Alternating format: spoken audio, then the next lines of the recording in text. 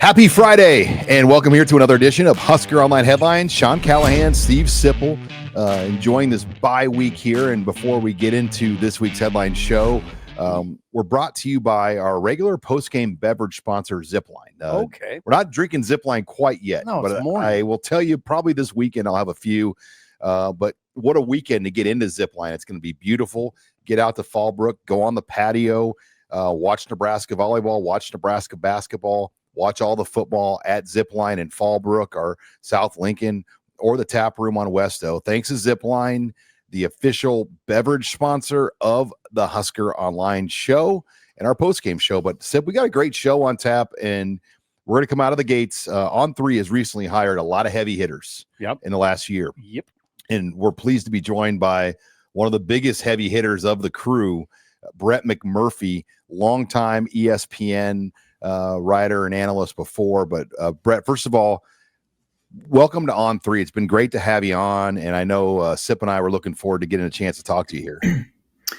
Yeah, thanks, Sean. It's good to be with you guys. On3 has been incredible. Adding, I don't know about the heavy hitter, but I appreciate the compliment. But yeah, we're Shannon does not like to stay still for very long. So yeah, he's been making some great additions, and it seems like every week there's somebody new's coming on board, or we're adding something to the business. But yeah, it's been incredible so far.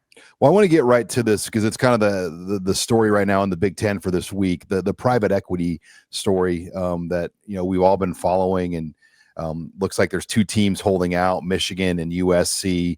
But the way it breaks down, there's different tier systems. Nebraska would be in that third tier, Oregon and USC in the second tier. Penn State, Michigan, Ohio State would be in the top tier. What is your view on this private equity deal? And do you think there's a pretty good chance it's going to pass through here with the Big Ten schools? Yeah, Sean, I don't really know about pretty good chance. I mean, to me, with no ties to the Big Ten, I'm thinking, why is the richest conference on the planet even going down this path? And I understand, financial opportunities, financial responsibilities has never been more paramount in college athletics than it is right now. But man, it just, to me, it smells like bad fish. And maybe I'm wrong on this. And now you've got the fact that you've got USC and Michigan,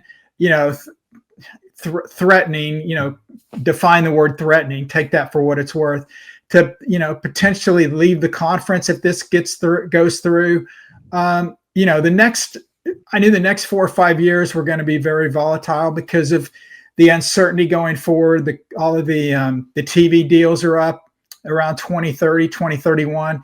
That's prime time for realignment. So I thought we would see one more realignment splash, with obviously teams getting taken from the ACC to either the Big Ten or the SEC. But yeah, Sean, I honestly can't predict how I think this thing will go. I don't think it's simple. I think there's a lot of,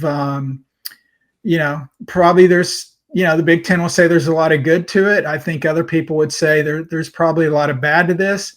But boy, man, I could see other conferences or teams getting a private equity, but it kind of surprised me when word first got out that it's the Big Ten, because they have the biggest TV deal, and now they're wanting to do private equity. I'll be fascinated to see where this ends up. But, this is certainly not college football that we all got into when we first started covering this several years ago. And where this ends up, who knows? I'll tell you, Brett, Nebraska fans, they always want to hear what guys like you, national writers that assess the national scene for a living, think of Nebraska. They don't like that Nebraska is on the third tier of this plan. It kind of gets down to a little bit of Nebraska's status as a blue blood. How do you, Brett McMurphy, assess Nebraska's blue blood status right now? Well, yeah, you appreciate it. I mean, yes, I am a national reporter, Steve, but I am 1,000% biased on this. But I will give you my honest answer. I grew up in Oklahoma. I was a huge OU fan. I finally I finally developed brains and I went to Oklahoma State, got my degree from Oklahoma State, but I grew up an OU fan. Right. I lived and loved the OU Nebraska rivalry back in the Big 8 days. Okay. I think Nebraska is one of the biggest brands out there. I think the reason nationally why they're not considered a national brand now is a lot of the advantages they had going back even to the 70s or the 80s. They were one of the few teams that were on television. Now everybody's on television, so that's gone away. I do think moving to the Big Ten hurt them recruiting wise because now they're not dipping into the state of Texas like they did before. But ultimately, I think the biggest thing that has impacted Nebraska is they haven't had the success they had back in the glory days with Tom Osborne. And look, nobody's going to continue that kind of success. But I think probably longtime Husker fans are wondering why are they looked at differently than back then? Well, obviously they haven't had the same amount of success. I think Nebraska, though, can get to that level and will get to that level once they get to the college football playoff, once they start having some success. I'm not talking about winning national titles as frequently as they did back with Tom Osborne. I just get to the playoff. And I talked to you guys off air a little bit about I do bowl projections. I think Nebraska will be one of the most highly sought after teams for the bowls because of the passionate fan base, because of the TV eyeballs that they will draw. And, the more that Matt wins, the more that they continue to have success there, that's going to increase. But until that happens, they are going to be behind the Ohio States on a national perception. They are going to be behind the Penn States and the Michigans. But when Nebraska wins to the level of those teams, and I guess take Penn State out of that mix because they've just made the one playoff berth. But when you start winning like the Ohio States and the Michigans, you've got the brand name, you've got the fan base, you've got everything else. Then I think they will ascend to those levels. I was kind of surprised when you named the tiers on the private equity. I would have thought Nebraska certainly would have been tier 2 at the worst. But I do think they can get back there. I think, Steve, the only reason they're not is because they haven't won there. But, man, I'm a huge Nebraska fan. I loved watching those games every Thanksgiving. And that's one of my dream bowl projections is having OU Nebraska play perhaps in Tampa at the ReliaQuest. You cannot play that game enough times as far as I'm concerned. Beautiful. Joined here by Brett McMurphy. Brett, the coaching carousel this year has been wild, and Nebraska was involved in at least for a week or two with Matt Rule and the Penn State rumors. Got 2 more years added to his contract. His buyout at Nebraska is now over $70 million with 8 years remaining on his contract now moving forward. What's your read on this Penn State job? I mean, does anybody know what direction they're going to go? And we thought maybe we'd see some of these buyouts toned down a little bit as we move into this revenue share of college football. It doesn't appear that's the case right now, as there are a lot of coaches like Matt Rule that are carrying these big numbers on their contracts now. Yeah, so a couple of things. Everyone thought, look, I don't really agree with getting rid of coaches in season. I mean, if there's some kind of controversy brewing there, something behind the scenes, then make the move. I don't know what benefit Penn State got out of getting rid of James Franklin middle of the season. Would they be any different right now than if he was still there? Probably not. But you know what they did when they got rid of him? They let everybody know, hey, we're coming after your coach. So what happens? Matt gets a new deal. Kurt Cignetti gets a new deal at Indiana. Rhett Lashley at SMU, maybe more perhaps with some schools in the SEC that have openings. He got a new deal. So all they did was they alerted everybody that, hey, we need a new coach. And so the schools were able to lock up their guys. And you asked a great question, and I don't know the answer to this, but why did these schools still continue to give these monster deals? Like Cignetti, and look, he's earned every penny. He's got a 10-year deal. He's not going to be coaching for 10 years. So why do you give him a 10-year deal? The flip side is if Indiana said, hey, you know what, Kurt, you're compensated pretty good. We're not going to renew your deal. And then Penn State comes in and throws the gross national product of a small country at him, and he leaves Indiana for Penn State, then the Indiana fan base is going to go ballistic on the administration and the president. And how'd you let him leave? How'd you let him leave? So, basically these athletic directors and presidents, they've got, not one gun, but they've got two guns at their head. And if you don't keep a guy that's successful, the fan base is going to revolt on you. And so there's nothing they can do, but yet they continue to lock up these guys. And, since I'm talking about Indiana, it's like 6-6 or 5-7 the next 2 or 3 years.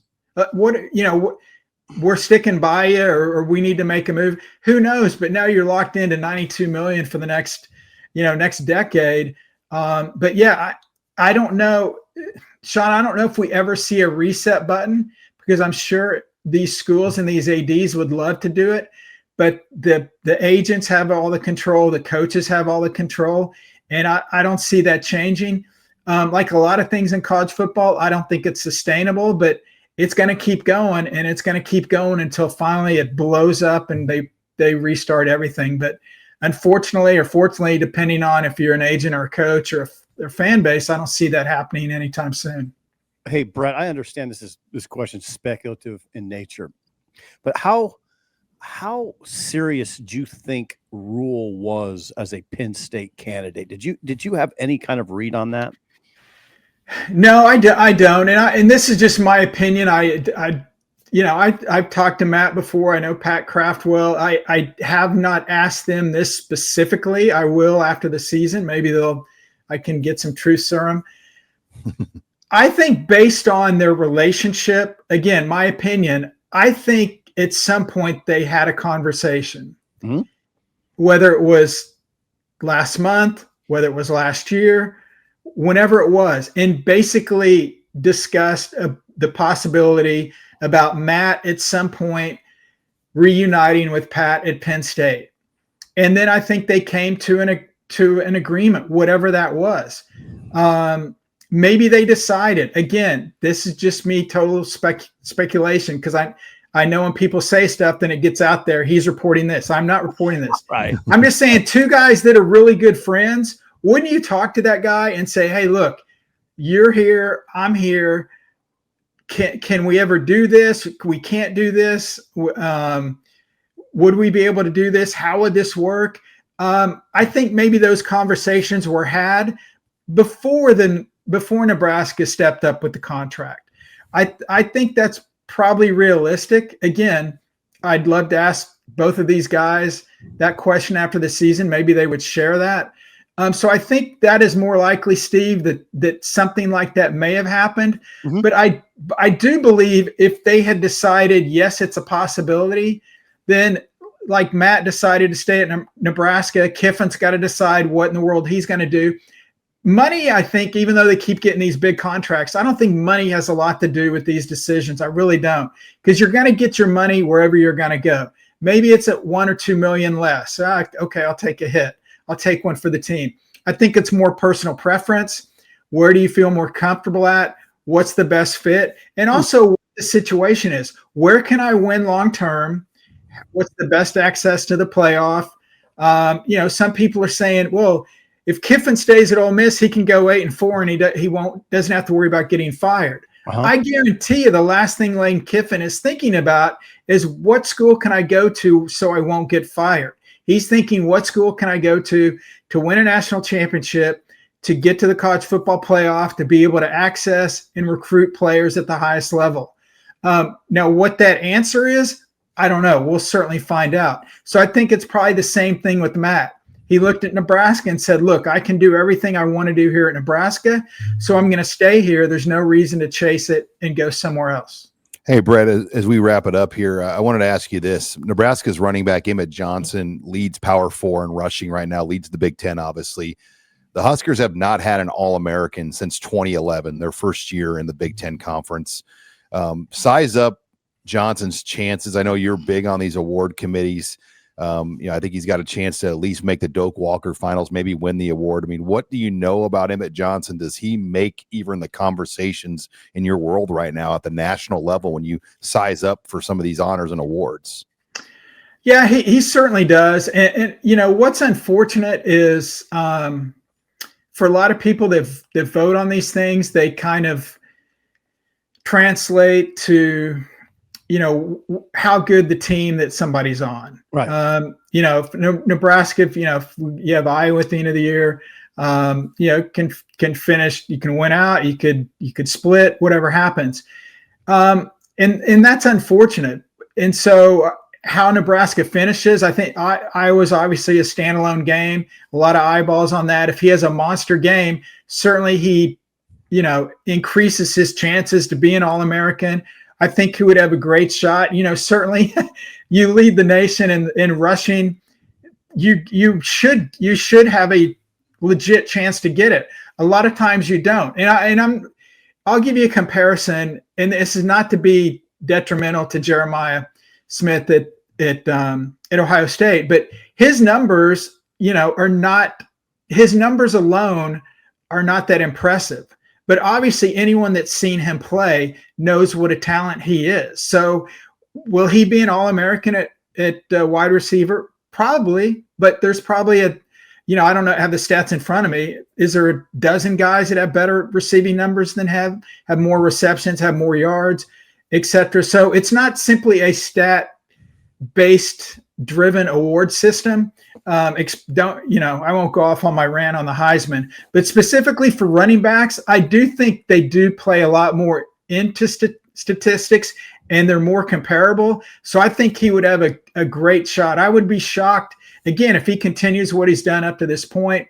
The Iowa game, standalone game, for a lot of people that maybe haven't had the chance to see Nebraska play, that'll be a chance to see him play against a very highly regarded Iowa defense. I think that would rubber stamp it if he came up and the Huskers came up big against the Hawkeyes. There could be a massive Big Ten title game, maybe the most massive we've seen. Ohio State, Indiana. Who would you pick right now? Well, I would argue it's not that massive. Oh, come on. What, the losers the loser gets a first round bye. Both the winner and the loser are both in the top 4 of the college football playoff. I agree with massive as far as 2 undefeated teams. Yeah. But Steve, if we went back to the 14 playoff, I'd agree with you 1,000,000,000%. Mm-hmm. That's one of the things I'm kind of torn on this 12-team playoff. I don't know about you guys. I like it that they're inviting more people to the dance. But it also takes away from the, I agree. 12-0 versus 12-0, 1 versus 2. Mm-hmm. Has it happened before? Massive game, but the loser of the game, okay, you're not the 1 seed, you're maybe the 3 seed in the playoff. But I do like Ohio State. As much as I respect what Cignetti's done at Indiana, it's still like, man, I know they won at Oregon, but I know they beat Iowa. They came from behind at Penn State. I still, the non-conference schedule, they beat the hell out of everybody. I give them credit for that. But they still don't play as many quality teams. And I just wonder, with the exception of Oregon, they haven't fared well in those games. They lost to Ohio State last year. They lost to Notre Dame in the playoff. Both of those games were not as close as the final score. Is this year different? We'll have to find out. But ultimately, Steve, I think Ohio State will take care of business against Indiana. But it doesn't matter. Ohio State won the national championship last year. They didn't even get to the Big Ten title game. But that's one of the weird things now with the conference championship games, specifically with the SEC and the Big Ten, is the loser of these games are still getting into the playoff. That certainly won't be the case in the Big 12 or the ACC. But I kind of hate that. I kind of liked when, there were consequences when you lost a game. Now it's like, oh, what? I'm not a 5 seed. I'm a 7 seed. Okay, right. Well, let's see what happens. I hear you. Well, Brett, I agree with you. It's just it's just different because of the expanded playoff. Well, Brett, we appreciate the time from you here on a Friday, and hope you've got a great weekend of college football on tap. You got it, man. I'm looking forward to it. And, I'm glad to put on my resume that I saved the OU Nebraska series once in a blue moon ago, for those that remember. No, I agree. I mean, it would be like the Big Ten saying, Michigan and Ohio State don't play. I mean, the Nebraska-Oklahoma series was every bit as big as Michigan-Ohio State is right now. And because OU had about a 5 or 6 year period where they weren't relevant, when they went to the Big 12, they just said, hey, we're not going to play Nebraska anymore because Nebraska was ranked number 1 and OU was not relevant at that point. And Tom Osborne has told me that was a huge regret that they got rid of that series. Like, that never should have happened when the Big 12 formed. It was a valuable piece of real estate that still should exist in college football. I agree. Absolutely. But yeah, appreciate you guys. Looking forward to the rest of the year and, see what surprises lie ahead. All right. Thanks for coming on with us, Brett. Well, thanks again to On3's Brett McMurphy. Before we react more to Brett, again, we're brought to you by our beverage sponsor of the show, Zipline. Okay. Get into your store, buy a 6-pack of Zipline, stop into the tap house, the brewery, pick up some Zipline, take it home, watch the college football. We're also brought to you by Harry's Razors, premium razor products. We've all got our Harrys at home. Yeah, I got to get it done this weekend. I'm starting to get out of control. You're getting a little burly. Yeah. No shave November. Yeah, I don't know. It's off week. Well, I shaved today with my Harrys. Hey, you look good. And we got our, the thing about Harry's is it's a premium product at a great price. You can go to these stores and buy these razors now, and they're great, but they cost a fortune. Harry's has that type of razor at a much more affordable price. Also, tons of other great products like shaving cream, face balm, which I've told you before. I'm a big fan of the balm. Yeah, I can tell when you use the balm. The balm. All right. But we've got a way that we're going to get you started with Harry's. Go on the website, harrys.com/Husker, and we are going to give you the trial set for $10. It's a shaving rod, cover, case, and a travel shaving cream, all for $10. It's a great way to get you started with Harry's. And I'm going to continue on my holiday theme. Also a great stocking stuffer. Oh, yes. I mean, everybody's always looking for that in your stocking. People are looking for gift ideas all the time. This would be a good one for a dude. Well, thanks again to Harry's for sponsoring us here on Husker Online Headlines. But, man, a lot there from Brett McMurphy. Where do you want to start? The private equity. Because we're going to do a private equity headline. Okay, so forget that. So, we can react more. But he's not a fan of it, though. No, there's that. He didn't really have. I mean, I always wonder. It's impossible to know how close Penn State was. Like, were they close to hiring Rule? That's what I'm getting. That's what I'm getting at. Like, how close was it? How much? I mean, how much did it weigh on Troy Dannon's mind? Was it how big of a factor was it? What I'm getting at, Sean. There's just no way to know. Well, and we never would have known until after. Like, no sitting head coach would ever have left a job in the middle of the season for another job. No, I mean, nope. It's just no way. It's dishonorable. Like, you would never have. So, yeah, you're right. I don't think we ever would have known one way or the other until Black Friday. As far as this Heisman commentary, you can't, there's a part of me that wanted to ask him who's the best player in America, but a Heisman voter, which I assume he is, you're not supposed to discuss that. You're not supposed to really reveal who you're going to vote for. That's the way I understood it. The Jeremiah Smith conversation is really interesting to me because his numbers aren't eye-popping, but I still see you're in a quandary as a voter because I still believe he's the best player in America. I believe that. And Sean, I was always kind of weird about it. The voting, it says best football player in America. So I always had kind of trouble with the quarterback thing sometimes. Well, Travis Hunter won it last year. Yeah, he was the best pure football player. Sometimes there'd be a quarterback that'd win it that he was a good quarterback, but he couldn't play any other position like Sam Bradford. I mean, we got to put him at safety or something. No, you can't. I like football players. Jason White from Oklahoma. Yeah, I know. And did Bradford win it, by the way? I don't even know. Yeah, he did. Bradford won. But see, Jeremiah Smith, you could put him at safety, probably play him at corner, maybe line him up on the edge, bulk him up. He's a football player is my point.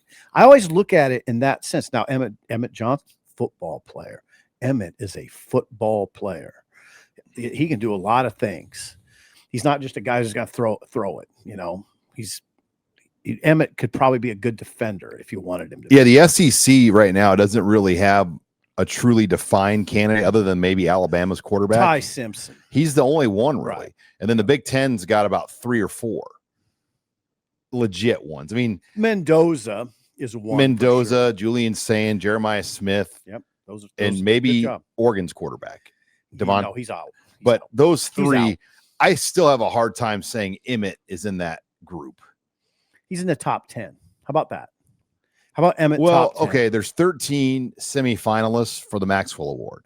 2 of them are running backs. 2 of them are receivers. So Emmett's one of those 2 running backs. Emmett's top 10 Heisman consideration. He's right on the board, and he would need just kind of like a monster kind of finish here, where he goes off for like over 300 yards these final 2 games. Yeah, I mean, and they win. Oh yeah, I mean that would listen if he gets 150 in that range, 150 in one game, 150 in the next game against those defenses. He'd shoot up the list a little bit now. So let's have to, I always say let it play out. And I'm realistic. Like I think winning the Doak Walker, which I believe no running back has ever won at Nebraska. Did Rozier? Was it around when Rozier was? I know Rozier won the Heisman. I don't know. But the Doak Walker, I mean, to be a finalist for that award, it's a big award.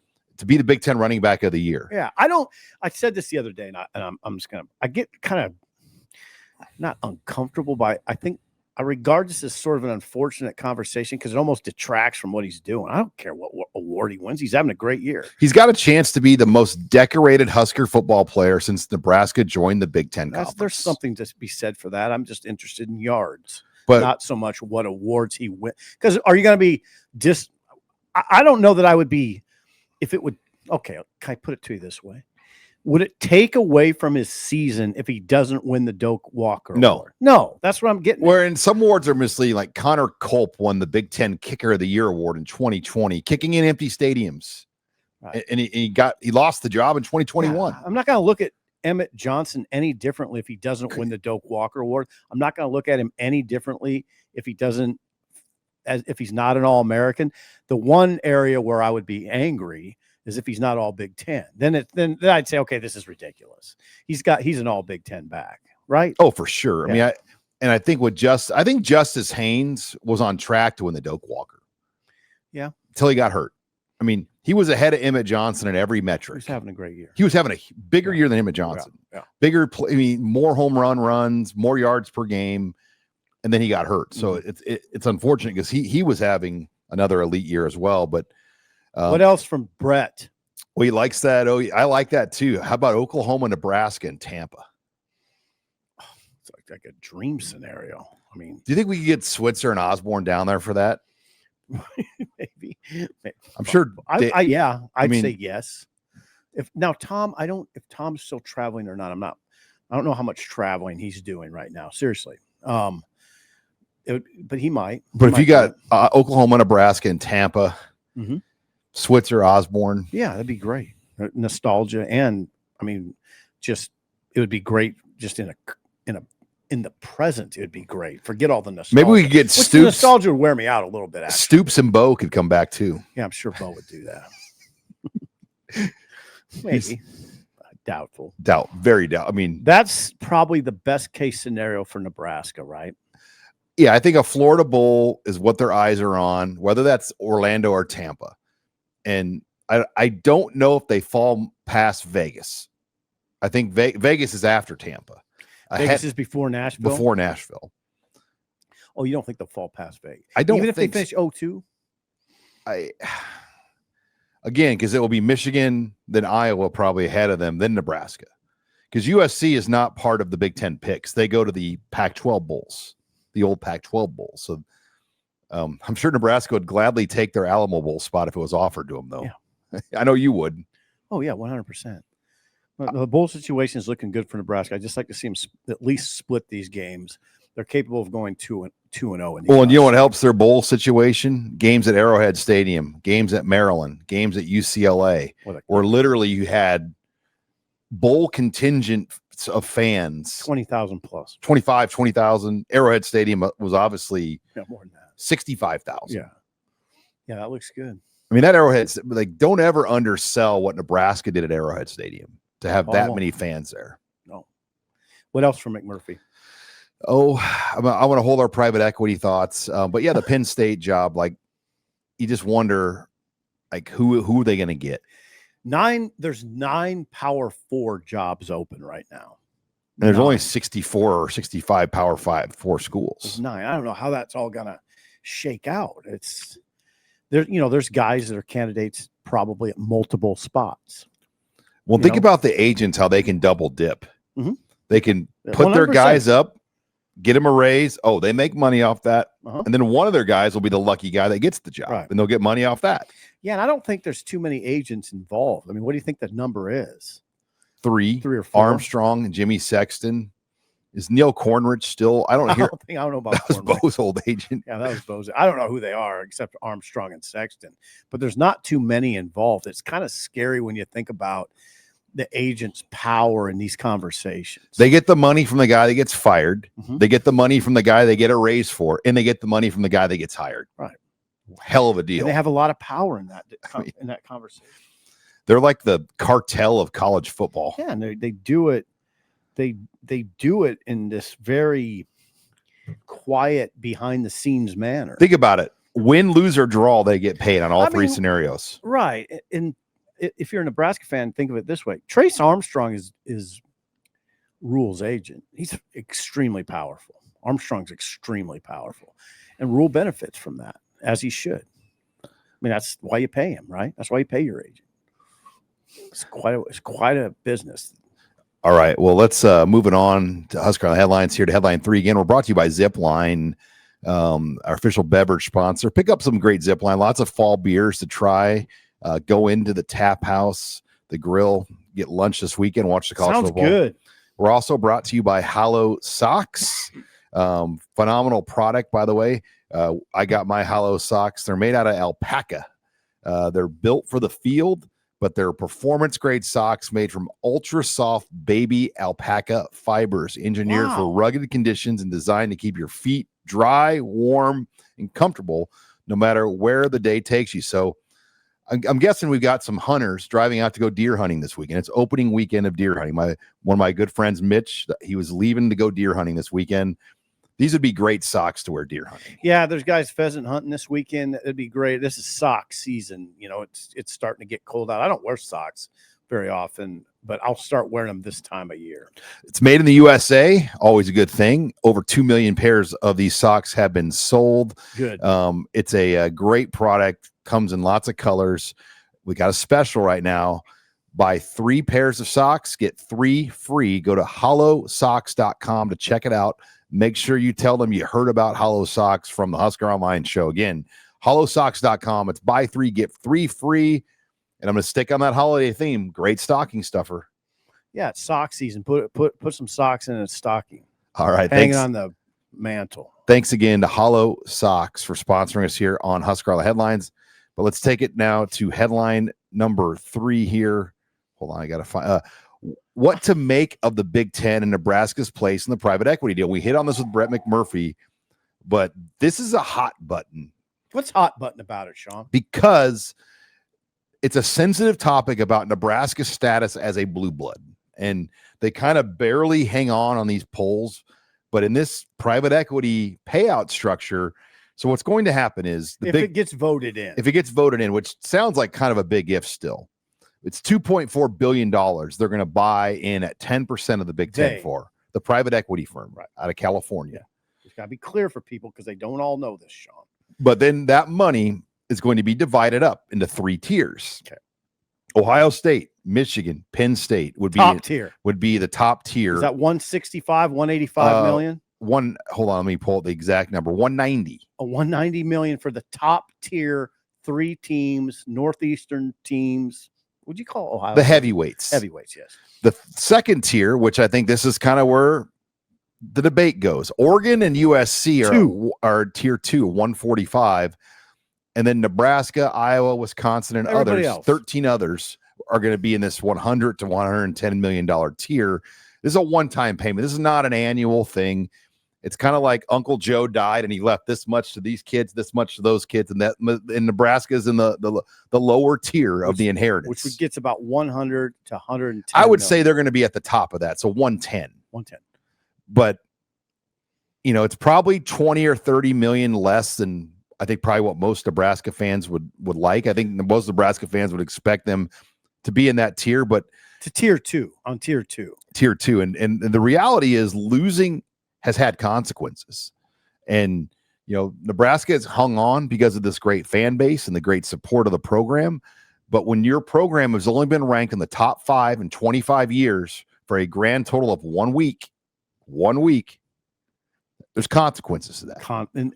And here are the consequences we're looking at. Nebraska has only been ranked in 15 years of the Big Ten in the top 10 for a couple of seasons. That's it. That's a couple of weeks. As you said, there's consequences. I don't know what. Okay, here's the thing. When I was reading about this yesterday, delved into the topic, saw the tiers, and it never occurred to me even that there would be pushback on the tiers from Nebraska fans. I never even thought. I just thought, oh, they've had a long period of struggle.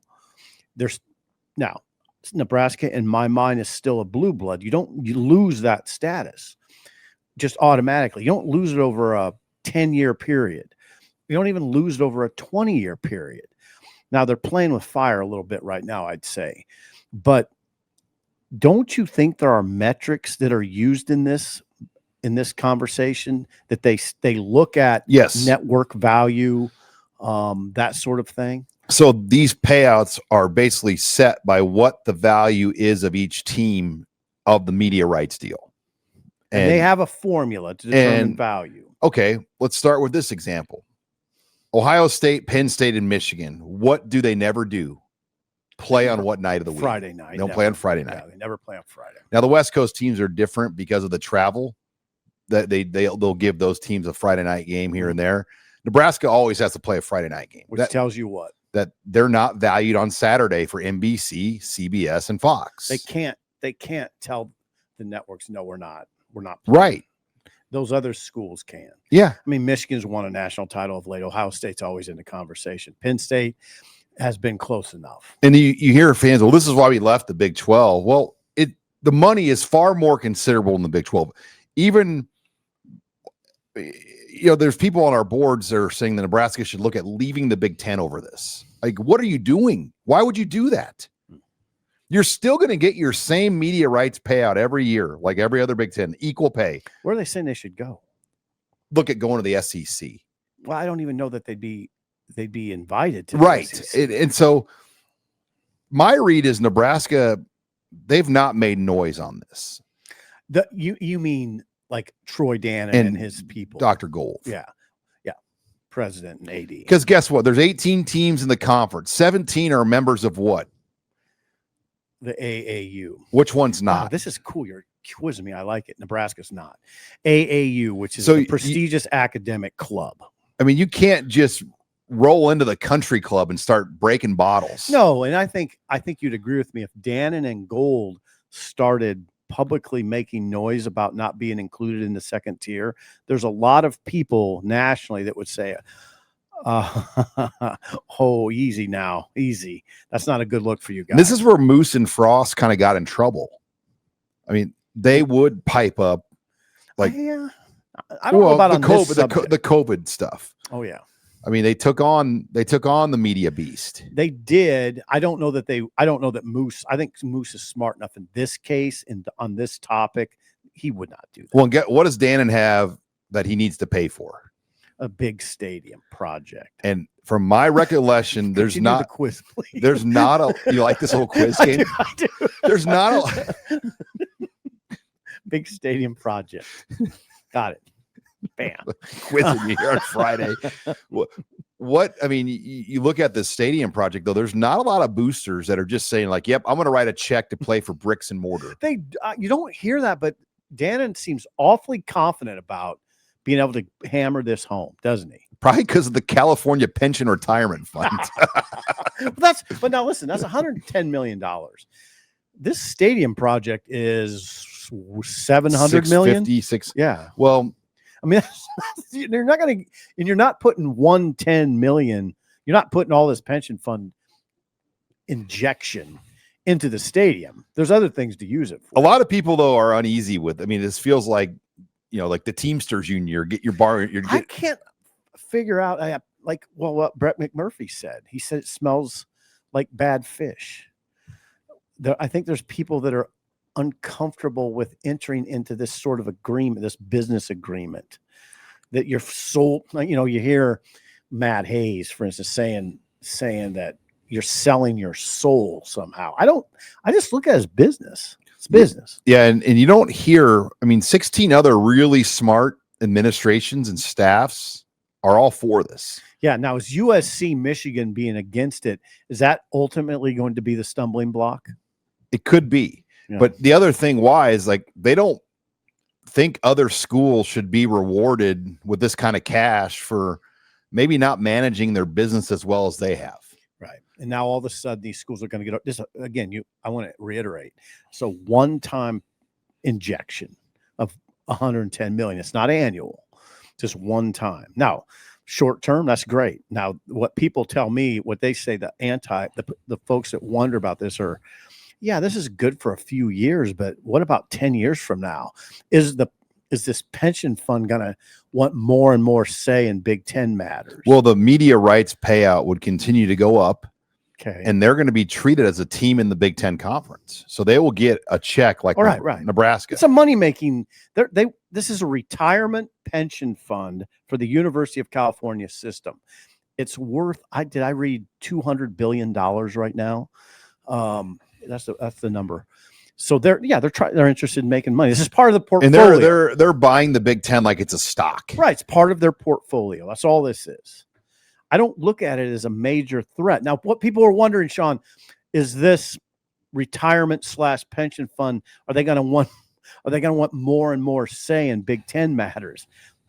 There's ways to write into the deal, the contract. No, you only have this much of a say. You can do that. And I'm not worried about that for some reason. I just think people are kind of nitpicking it a little too much. Like, what has been the cost, though, for Nebraska not winning at the level they have needed to win at the last 15, 20 plus years? Yeah, we're staring in the face right now. $30-40 million is the cost. We're staring it at the face. $30-40 million bucks. That's the cost. Yeah, and that's hard to stomach for some people. But again, when I was reading it, it never even occurred to me that there'd be pushback. I just thought, I've covered this. I've covered the struggle. The struggle hasn't happened at Ohio You'd State. Almost feel uncomfortable if Nebraska was tiered up with those other teams right now. Because, look, they went 7 years without going to a bowl game. 7 years. Easy, Sean. Easy. Think about it. I have thought. And they got hot against Wisconsin last year. It would have been 8 years. Mm-hmm. It was that close to being 8 years. I know. No, and you got it. It sucks. I get it. It does. But look, consequences. In Michigan's and the USC's, they already are well off financially. They don't even need this money. Mm-hmm. And I think it's uncomfortable for them that the lowest tier Big Ten teams are going to get $100 million. Yeah. Well, what I would counsel to these schools is just worry about yourself. Don't worry about if I'm Michigan, you shouldn't be worried about what Maryland's getting. Just worry about yourself. That's how I approach it. Well, it'll be interesting if other leagues, particularly the SEC, go this route. Well, they don't. See, that's the thing. I think this is kind of cutting edge, whether it be it Tony Petitti or whoever in Big Ten leadership came up with this idea. I think it's a great idea. Now, maybe it hasn't been done. It does occur to me, Sean, that maybe it hasn't been done by other conferences because they don't want to be in an agreement like this. Or is it just because they never thought of it? Is the SEC, is the Big 12, is the ACC today going, God, look at the Big 10. That's a great idea. Wish we thought of that. Or are they saying, no, we'd never do that. We're not going to do that. I don't know which one it is. When I read it, my thought was this could put Petitti in a business sense on the same plane as Delaney. I guess I got to check myself on that a little bit to see.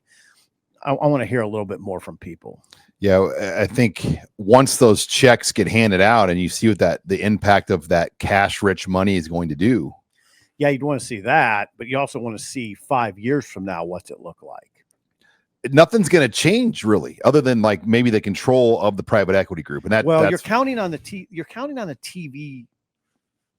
It's not going to go down. I wouldn't think so. No, there's one thing that carries over-the-air television: live sports. Mm-hmm. Okay, you're smart about that. The NBA is getting its worst ratings of all time, and they're still like getting billions for it. Yeah, they are getting their. Well, yeah. MLB has surpassed NBA in ratings. Yep. Yeah, and even when the MLB was going bad, there's still tons of money in the local markets. Bam.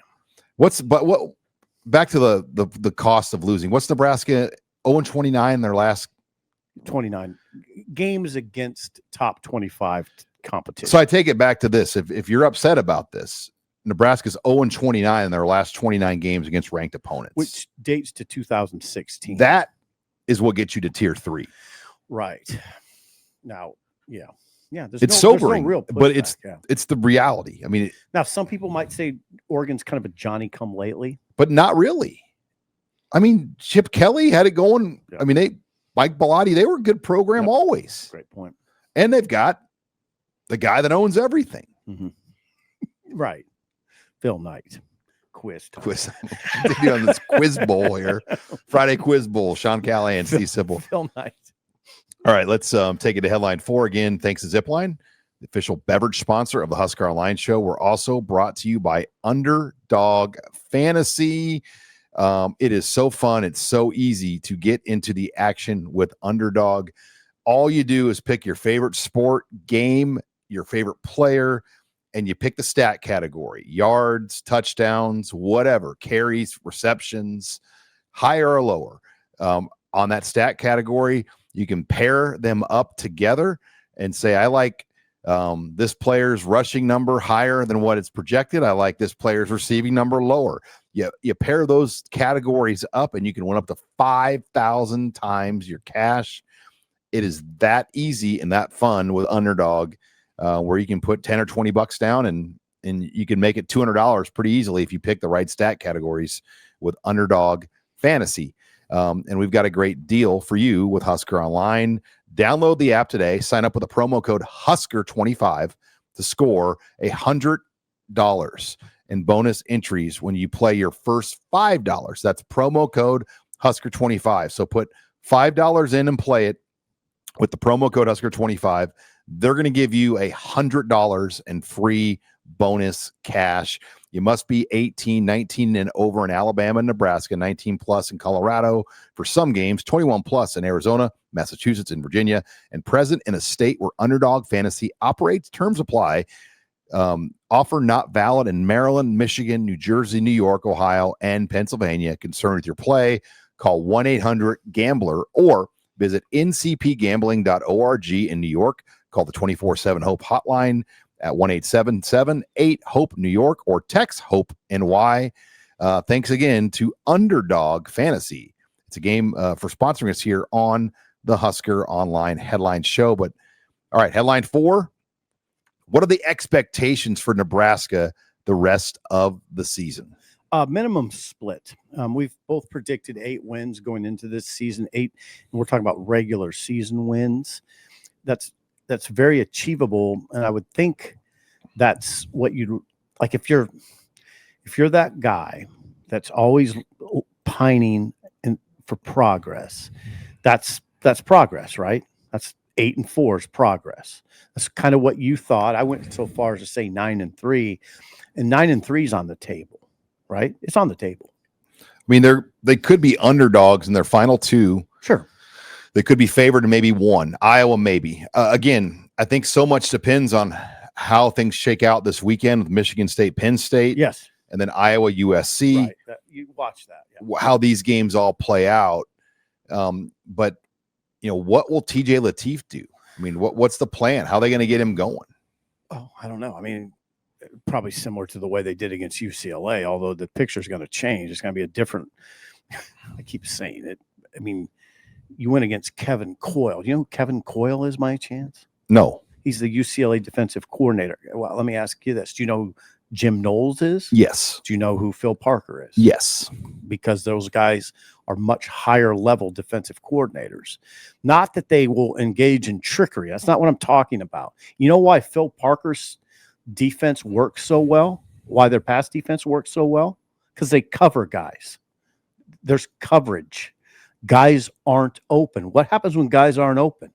Quarterback puts his head down, then what? There's a pass rush. All right. Iowa's a top 5 defense, right? The Iowa restaurant is like an old family restaurant that just serves like 4 or 5 things. Yeah. and they don't try to do new things. Right. It's just good. And they serve the same 4 or 5 things. They've done it for 25 years. It's pretty good. And it works. Yeah. Now, there's a lot of Nebraska fans right now watching. They're going, hey, how about you guys like not talk about Iowa like that? You know, they don't want to hear that. Oh. Right. Now, here's the way I look at this season so far. We knew some things. And I always say, I would say in August, I think Nebraska can get to 8 wins or maybe even 9, but they're going to have to navigate. They're going to have to manage some stuff that's not going to be great. They've had to manage a run defense that's given up 161 yards a game, 50 more per game than last year. 50 more per game than last year. Okay.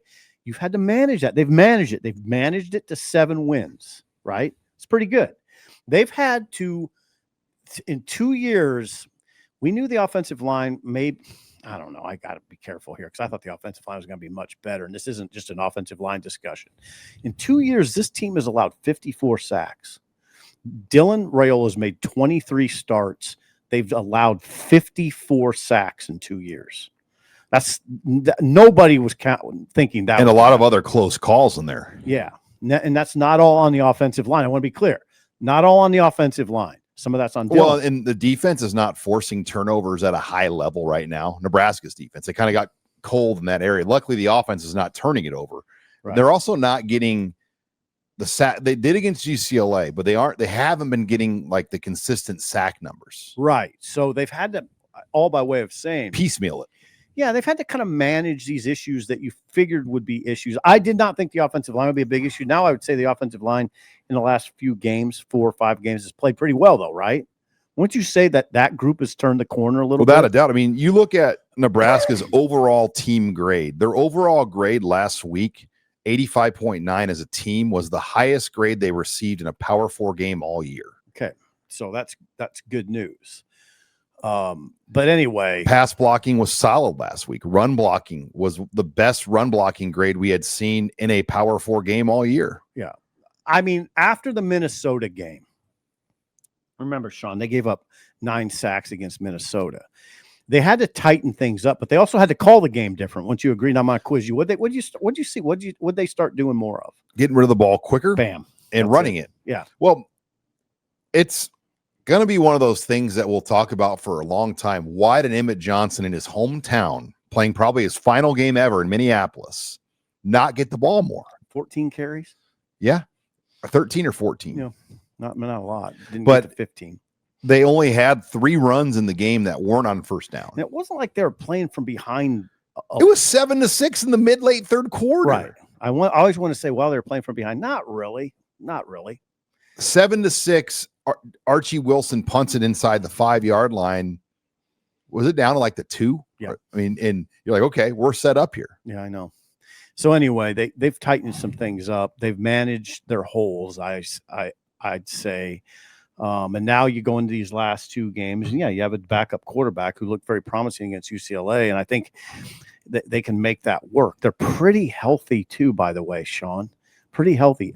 From Rule's comments on Monday, he sounded skeptical a little bit. I don't know if skeptical is the right word. He left quite a bit of doubt that Deshaun McCullough can be back against Penn State. Dawson Merritt, it sounded more promising, Dawson Merritt. So we'll see. But then, by and large, pretty healthy team right now. Yeah, in the bye week. I mean, they played 6 straight Big Ten games. Yeah, rough. With 3 of them on the road. Yeah, rough. So now they practice this week, Tuesday, Wednesday, Thursday. The kids get the weekend off. Coaches go out. A lot of the coaches go on the road. Not a lot. I mean, they don't have that many days. They had 6 total days. So for Rule's on the road. Yeah, Rule and Dykeel Shorts are going to occupy up 4 of the 6 days. Probably. Okay. Then who else? Do you know who else? I don't know if they're going down to JUCOs or where the plans at. But again, 6 days is not much. No, it's not. I mean, for every coach that's out one day, that's one day. So if you have 6 coaches out on the same day, that's all the days. But that's pretty exciting now. You know, you go into these last 2 games with a chance to win 9, with a decent chance to win 9. All right. Well, let's get into headline 5 odds and ends. Again, we're brought to you by Zipline. No better time to hit Zipline this weekend. Get on the patio, have a beer, watch Nebraska volleyball Friday night, Sunday. Go out there, Watch all the college football action. Great brunch on Sunday as well. Great fall beers. I'm a big fan of the new Bach beer that came out for the fall. You can buy it inside any of the Zipline locations. Thanks to Zipline, the official beverage sponsor of the show. We're also brought to you by Gametime. And, I'm looking on the Gametime. I was on the Gametime site this weekend, made a post about it, Sipple, on the Red Sea Scrolls, about just the tickets for Penn State, how low the market is. Like, you can get tickets for the Nebraska Penn State game in State College for like $11. $11. And I saw that on Gametime. Yeah. And it's eye-opening to you, the data on here as Megan pulls up the ticket map, but look at those tickets available, 50-yard line seats for $60. $48 for on the 30. I mean, you could get some great seats right now for Nebraska Penn State. Hey, let's take this stadium over. Why not? Wouldn't that be something? They're 3 for 3 on the year. Make it surprise the hell out of everybody and just take over Penn State. It's a little tougher to do, right? It's a little harder. I mean, you need like it's like going on an Amazon safari to try to get to State College. It's not quite as pleasing as going to the Rose Bowl. No, it's where you can wear short pants. It's a little hardened. God, that was a beautiful trip. Oof. Beautiful trip. That's the new Northwestern trip, by the way. In what regard? Going to LA. The way Nebraska fans like going to the big city. Yep. It's warm. But anyway, Gametime, you can find your seats. You pick your location. It will tell you what the view is. And this is the Iowa-Nebraska game. Look how high those tickets are. That market is very high for Nebraska, Iowa at this point. But download the Gametime app, use the promo code On3, and for your first ticket purchase, we're going to give you $20 off at Gametime. Again, download that Gametime app, use the promo code On3, and we're going to give you $20 off that ticket order at Gametime. All right, odds and ends. Volleyball, they went out Wednesday, I saw. They play UCLA and USC. Record venue crowds expected to follow the traveling rock band Nebraska volleyball. Yeah, it's going to be the optics going to be intriguing when they take over these venues, right? Like, I've expressed that I'm not, if I were the AD, and you've pushed back on this, I kind of get it. If I was the AD at UCLA, the AD at USC, I would not be thrilled about our venue being filled with Nebraska Why fans. Not? What are you going to do? Don't come in here. I don't want you. I mean, come on. Like, because why can't we have fans? Because it's Nebraska volleyball is a world record. It's a world record brand. I was in the Rose Bowl. Why can't we be a world record? I was in. How about USC be a record? Come on, babe. No, I'm not. I was in the Rose Bowl, and I thought I'm surprised you would just give in if you were the USC AD. Just fold in. Nebraska volleyball is one of a kind in the whole world. Yeah, why can't we be one of a kind? Because it's different here. I'm in the Rose Bowl though, and I see that. I guess let me finish what I'm saying here. You keep cutting me off here about the Rose Bowl. They had a thing on there about the world record women's sports venue, and I thought it was fitting that they still had that posted that Nebraska broke it. Sorry, you kept cutting me off. I'm more competitive than you, is what it comes down to. Well, I wouldn't just give into it. There's no other metric that Wisconsin volleyball is close. They've done a good job, but there aren't any other metrics that show that teams can draw like Nebraska. I just wouldn't want to fold up. Just say, all right, take over our stadium. Look at the gals. They're in Beverly Hills shopping. They got out there early, and I saw they did a bunch of posts on social media. They did a little shopping spree in Beverly Hills. Oh, yeah. They're a worldwide phenomenon, but, man, they're going to fill up our venue. Wouldn't like it. You'll never convince me. Never. Grump. No, I'm not a grump. I'm just competitive. I wouldn't want to. Like, what if it was if you turned it around? Like, if Iowa wrestling fans would have put 8,000 people in the Devaney. You'd be okay with that? They probably have done that. No, they haven't. Points. They've never done that. No. Would you just sit back and say, it's Iowa wrestling. That's what they do. No, you don't just sit back. Yeah, but there's no metric that supports that Penn State and USC have ever drawn well in volleyball. I know. It'd just be disappointing to me. Wow, yeah. These Nebraska fans just okay, so it's like Caitlin Clark when they fill up these venues. I wouldn't like it. This opponent is filling. She's doing it in the WNBA. I know. I get all of that. I'm just saying I wouldn't be happy if I was a USC fan or USC, more the AD than anything. Or I don't think in the volleyball world that people get upset. I mean, I think people embrace it. It's a great thing for the sport. I want to win. Yeah, but they're elite. I get it. Oh, I totally get where you're coming from. You're the only person that's saying how you're saying this. Like this I wonder what the AD would say.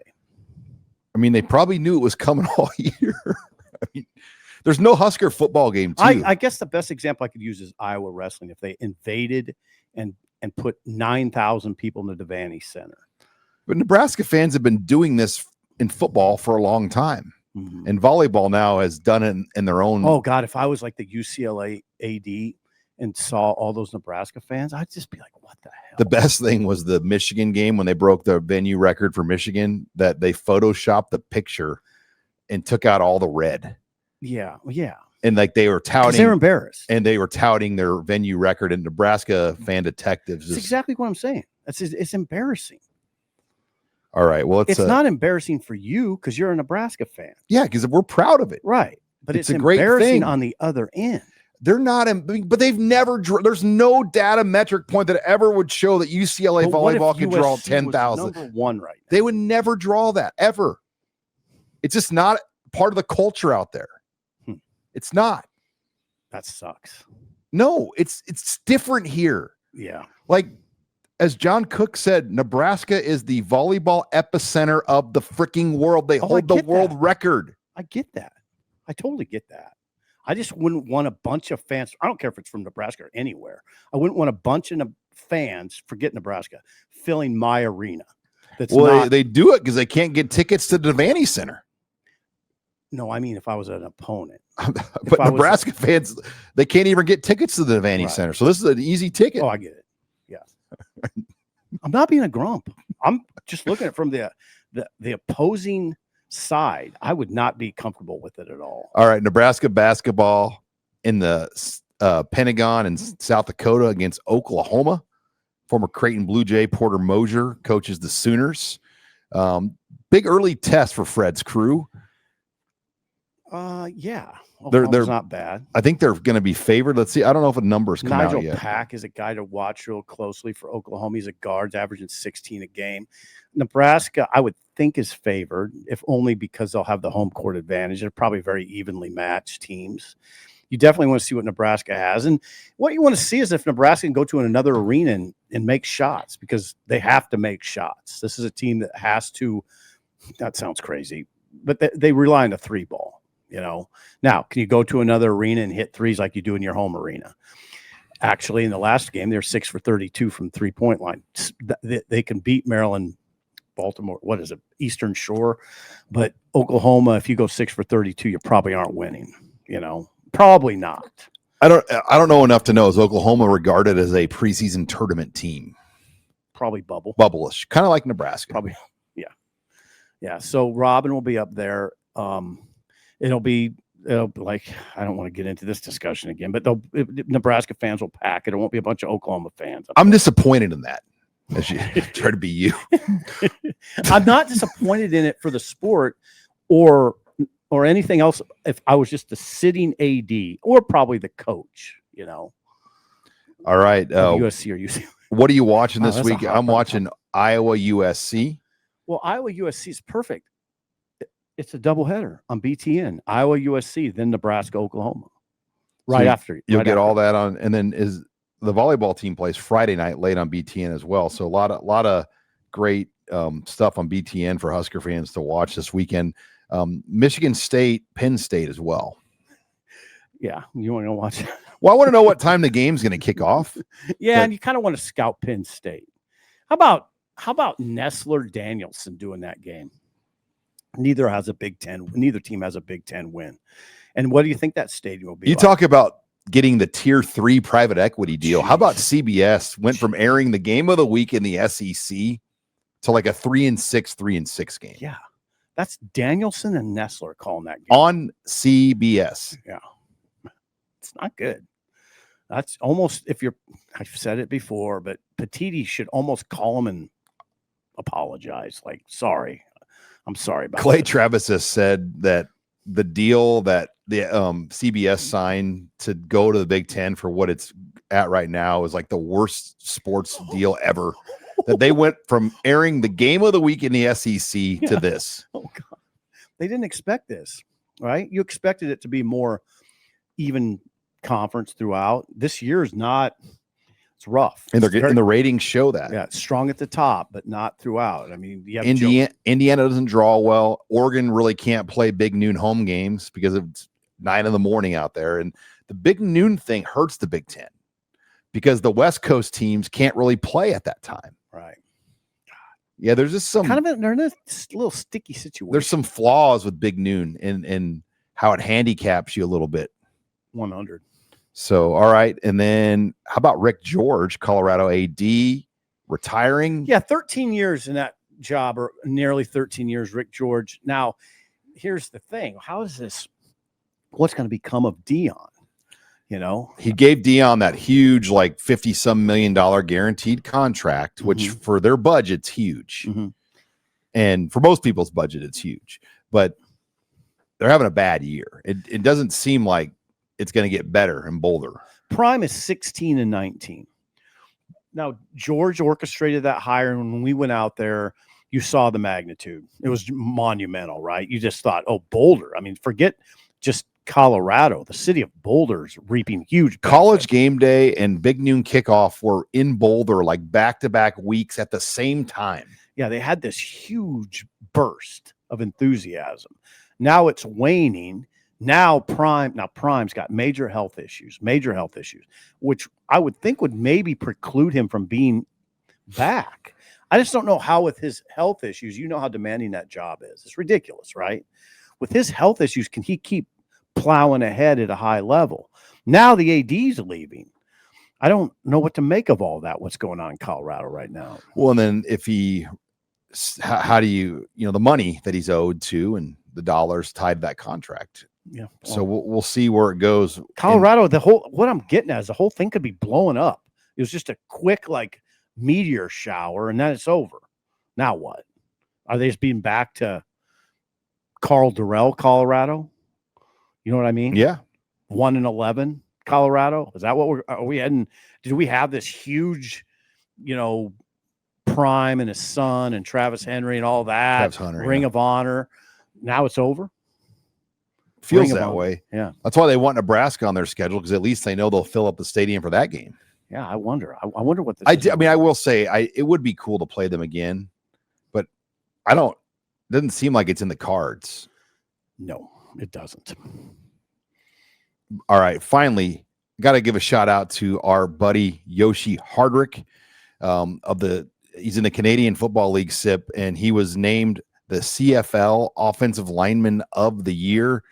He will play for his 5th Grey Cup this weekend in the last 6 years. God, this is a veteran player. He's in Saskatchewan. Oh yeah. His final year at Nebraska was 14 years ago. Yeah. Obviously he's taken very good care of himself. He's found a niche up there. He's very popular.